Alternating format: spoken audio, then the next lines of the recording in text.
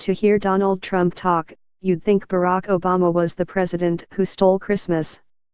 Although Trump doesn't generally single him out by name on this subject, the president's meaning is unmistakable when he declares, as he has done since long before the holiday season, that's he making it okay to talk about Christmas again. Obama, it would seem, did not.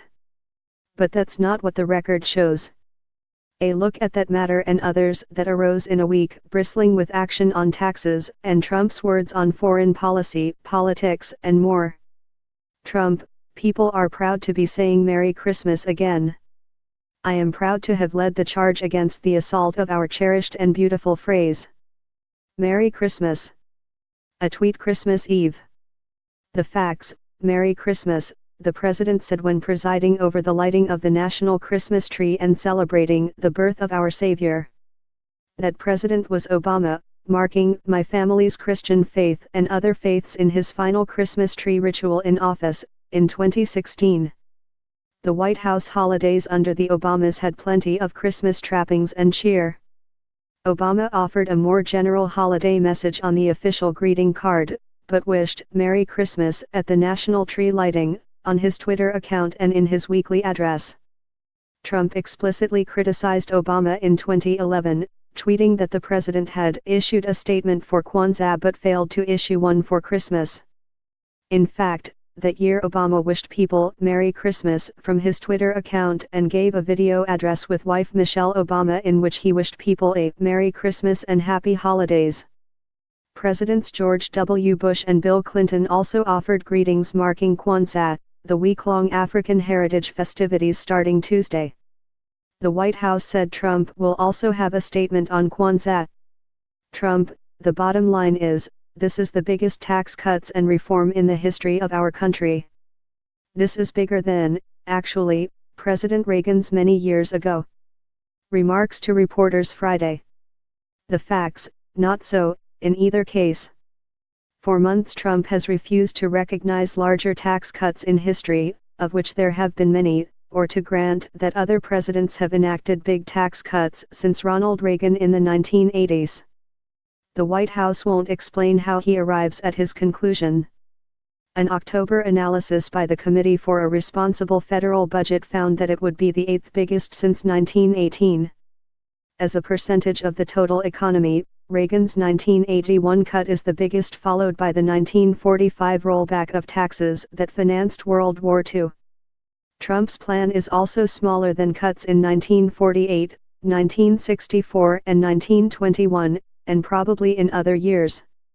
Additionally, a Treasury Department analysis found Reagan's 1981 tax cut had an annual average cost of nearly 2% of GDP.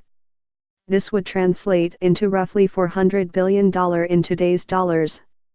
The current tax cuts peak at $280 billion in 2019. Valued at $1.5 trillion over 10 years, the plan is indeed large and expensive. But it's much smaller than originally intended. Back in the spring, it was shaping up as a $5.5 trillion package. Even then it would have only been the third largest since 1940 as a share of gross domestic product. The government uses percentage of GDP to measure most budget and tax issues over time because that measure puts tax revenues and federal outlays in context relative to the entire economy. Vice President Mike Pence, you're delivering on that middle-class miracle. To Trump at a cabinet meeting Wednesday. The facts, modest doesn't usually make for a miracle. Pence's praise to the boss reflects Trump's assertion that it's a tax bill for the middle class, as he often put it, but average people are not the prime beneficiaries of the tax cuts. Aside from businesses, rich people get the most.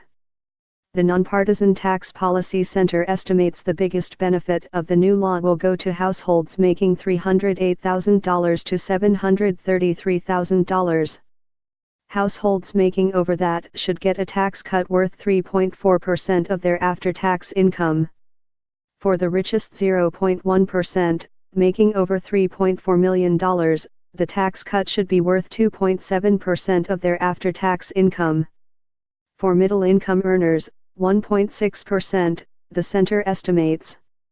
Moreover, only high-income people would get a meaningful tax cut after 2025, when nearly all of the plan's individual income tax provisions are due to expire. Republicans argue that the middle class will also see benefits from the business tax cuts, in the form of more jobs and higher wages. Democratic Sen. Chuck Schumer, their bill increases taxes on lots of middle-class people. According to the Tax Policy Center, the top 1% of earners in Indiana, our country gets 83% of the benefits. Remarks Tuesday. The facts: the tax cuts are not nearly as lopsided as many Democrats are portraying them. Almost all of the middle class would initially pay less in taxes. For the next 8 years, the vast majority of middle-class taxpayers, those earning between $49,000 and $86,000, will receive a tax cut, albeit a small one. In 2018, 9/10 of the middle class will get a cut, according to the Tax Policy Center. In 2025, 87% will. The tax cut won't be very big, just $930 next year for the middle 1/5 of taxpayers, the center's analysis concludes. For those paid twice a month, that's about $40 a paycheck. Schumer and other Democrats who have blasted the plan as a middle-class betrayal are basing their assertions on the fact that nearly all personal tax cuts expire after 2025. That would result in a slight tax increase for about 2/3 of the middle class by 2027. The top 1% would still get a cut that year. Only in 2027 do the wealthiest taxpayers get 83% of the benefit, American Samoa Schumer says. In 2018, roughly 21% of the tax cuts benefits go to the richest 1%, a much smaller figure, though still a disproportionate share. Just 11% will go to the middle 1/5. Rep. Nancy Pelosi, House Democratic leader, 86 million middle-class families get a tax hike, tweet Wednesday. The facts: she's ignoring all the middle-class tax cuts before 2027, that year, taxes will be slightly higher for the middle class unless the cuts are extended. Trump on his tax legislation: Obamacare has been repealed in this bill. Remarks Wednesday. The facts: it hasn't. The tax plan ends fines for people who don't carry health insurance. That's a major change, but far from the dismantling of the health law. Other marquee components of Barack Obama's law remain, such as the Medicaid expansion serving low-income adults, protections that shield people with pre-existing medical conditions from being denied coverage or charged higher premiums, income-based subsidies for consumers buying individual health insurance policies, the requirement that insurers cover essential health benefits, and the mandate that larger employers provide coverage to their workers or face fines. Also, the tax law doesn't repeal fines for uninsured individuals until the start of 2019, meaning the individual mandate is still in force for next year unless the administration acts to waive the penalties. Trump: when the individual mandate is being repealed, that means Obamacare is being repealed because they get their money from the individual mandate. Remarks Wednesday. The facts: this is also wrong. The fines on people who don't carry health insurance only provide a small fraction of the financing for the program. Most of the money comes from higher taxes on upper-income people, cuts in Medicare payments to service providers, and other tax increases. The Congressional Budget Office estimated that fines from uninsured people would total $3 billion this year, while the government's cost for the coverage provided under the health law would total about $117 billion. Trump on his predecessors: they put American energy under lock and key. Speech Monday. The facts: on the contrary, energy production was unleashed during Obama's presidency, largely because of advances in hydraulic fracturing that made it economical to tap vast reserves of natural gas. Oil production also greatly increased, reducing imports. Before the presidential election last year, the U.S. for the first time in decades was getting more energy domestically than it imports. The government estimated this year that the U.S. could switch from being a net importer of energy to being a net exporter as early as 2019, depending on what happens to oil prices, energy resources, and economic growth.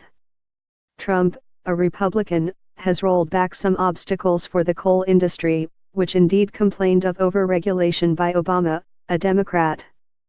But coal's decline in recent years was driven mainly by competition from cheap natural gas. Despite his rhetoric about U.S. energy production, one of Trump's most consequential actions as president has been to open the U.S. to another source of foreign oil, with his approval of the Keystone XL pipeline from Canada. Obama's two-term predecessor, Republican George W. Bush, was no adversary of the energy industry. Neither president put energy under lock and key.